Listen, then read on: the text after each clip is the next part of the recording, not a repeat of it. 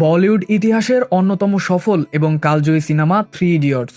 আমির খান, শারমন যোশী এবং আর মাধবনের সেই অনবদ্য রসায়ন আজও দর্শকদের হৃদয়ে সতেজ। তবে এবারের চমক আরও বড়। তিন ইডিয়টের সঙ্গে যুক্ত হতে পারেন চতুর্থ আরও একজন ইডিয়ট।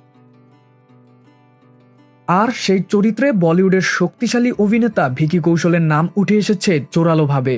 থ্রি ইডিয়টস 2 এর গল্পে আগের সিনেমার প্রেক্ষাপট থেকে প্রায় 10 বছরের একটি সময়ের ব্যবধান দেখানো হবে। গল্পের এই নতুন মোড়ি যুক্ত করা হচ্ছে ভিকি কৌশলকে। ভিকি ইতিমধ্যেই আমির খান এবং পরিচালক রাজকুমার হিরানির সঙ্গে কয়েক দফা আলোচনা সেরেছেন মিস্টার পারফেকশনিস্টের সঙ্গে কাজ করতে, এবং এই আইকনিক ফ্র্যাঞ্চাইজির অংশ হতে ভিকি নিজেও মুখিয়ে আছেন। প্রাথমিকভাবে তিনি এই প্রজেক্টে মৌখিকভাবে সম্মতিও জানিয়েছেন। এদিকে এক সাক্ষাৎকারে আমির খান সিকুয়েলের খবরটি নিশ্চিত করেছেন। তিনি জানান, পরিচালক রাজকুমার ইরানি এবং অভিজিৎ যোশী দারুণ এক চিত্রনাট্য তৈরি করেছেন। আমির বলেন, গল্পটি অসাধারণ লেগেছে আমার কাছে।